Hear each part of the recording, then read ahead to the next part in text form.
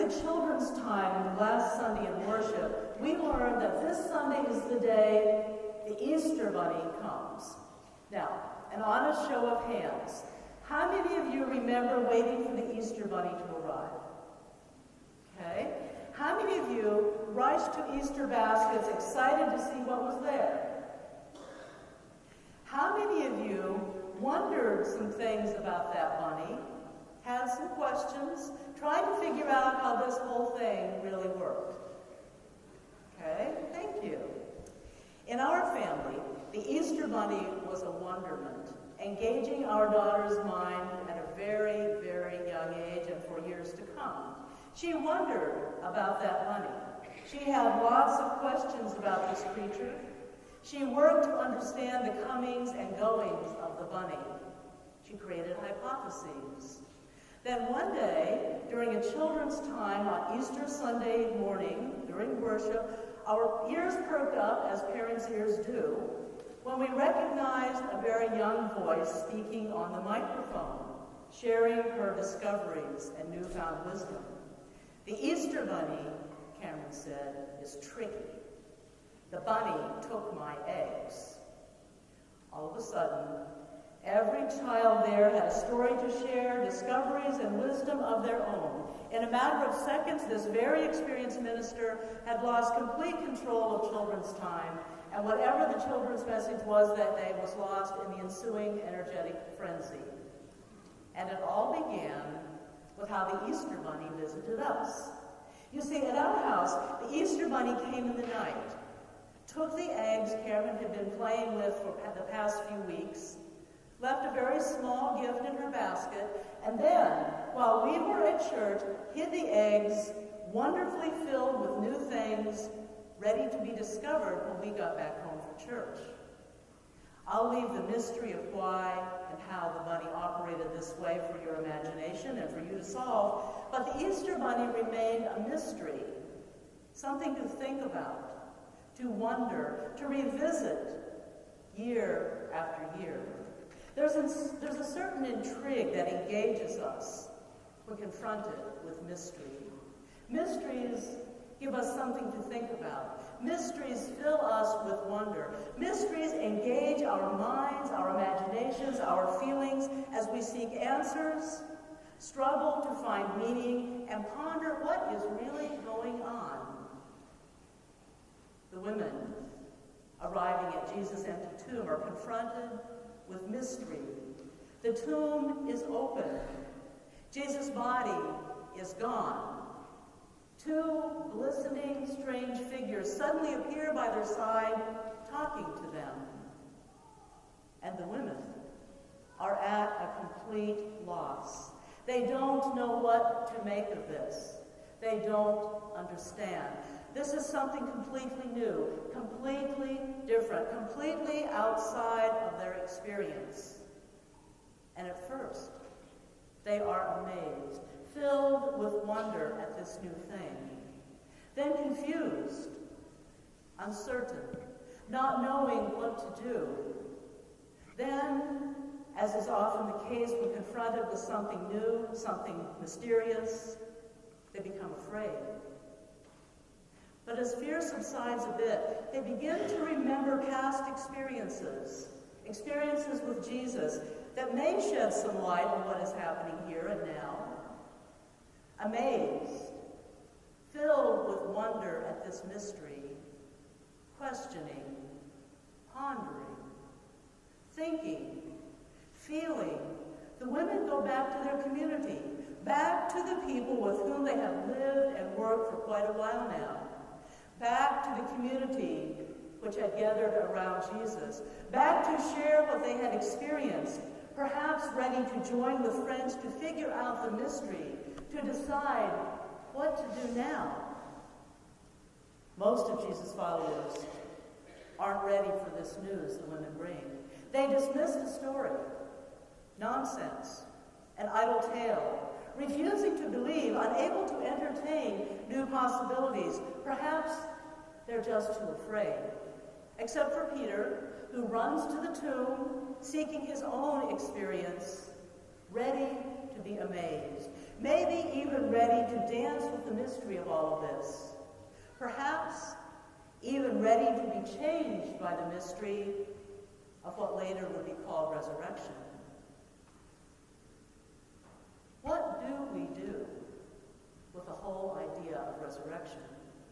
What is a faithful response with mystery unfolding before us? I think the least faithful response is to believe we have all the answers, to hold tightly to one static interpretation of the mystery before us, and to force ourselves to quick and easy answers. A Franciscan benediction puts it somewhat this way: may God bless you with discomfort and easy answers, half-truths, and superficial relationships, so that you may live deep within your heart.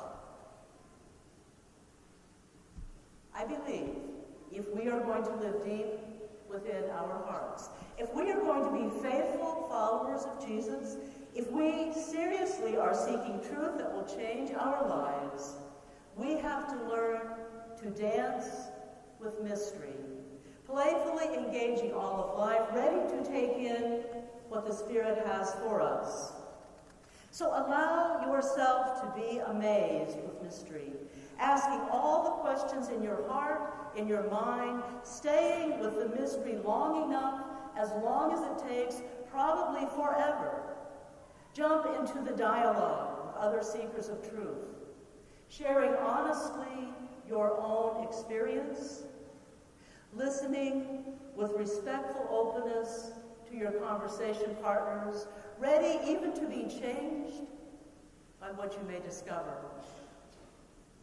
The Reverend Eric Law, an Episcopal priest, in his poem, Easter Meditation, says this: Easter, willingness to stay by the empty tomb, uncomfortable, confused, unpleasant.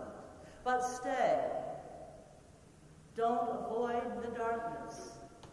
Stay to grieve your loss. Don't dismiss the empty tomb. Stay to ask questions. Don't run away from the discomfort. Stay long enough to encounter the risen Christ, new light, new hope, new energy, new directions. I'm not going to stand up here and try to tell you everything that resurrection may mean. I'm not going to try to persuade you to believe something that makes no sense to you. I'm not going to pretend to know exactly what happened after Jesus died, that somehow allowed people to experience the Spirit of the living Christ in their lives. But I will invite you to dance with mystery, the mystery of resurrection, the mystery of the living Christ among us now, the mystery of the Spirit moving in your life. Sometimes things happen right in front of you, inviting you just to go with the experience for a little while, just to seize the moment filled with newness and wonder, opening yourselves to where this may take you. The mystery of how the living Christ moves in your life, and much more importantly, why the living Christ is moving in your life, places mystery right before you, inviting you into the dance to spend joyful, playful time with mystery. In his song, Love the Time, David Bailey invites you to love the time chance unfolds before you. Love the time it takes to find the truth. Love the time you dance with the mystery. Dance with mystery. Let your questions, all of your questions, rise up within you. Embrace the mystery. Embrace the goodness of your questions. Live the questions. Share what you discover. Listen carefully, ready to hear the experience and thoughts of others. Let their wonderment wonderments, their questions, their discoveries enter your soul, your mind, your heart. Be open to wonder. With every new discovery, allow more and more questions to rise within you. Make dancing with mystery your way of life. Rainer Maria Rilke puts it this way in Letters to a Young Poet. Have patience with everything unresolved in your heart, and try to love the questions themselves. Don't search for the answers which could not be given to you now, because you would not be able to live them. The point is to live everything. Live the questions now. Perhaps then, someday far in the future, you will gradually, without even noticing it, live your way into the answer. I encourage you, stay with the questions. Stay with the mystery. Stay long enough to discover the longing in your soul. Stay long enough for life-giving power to fill you and make you whole. Thanks be to God for the times we are able to dance with mystery.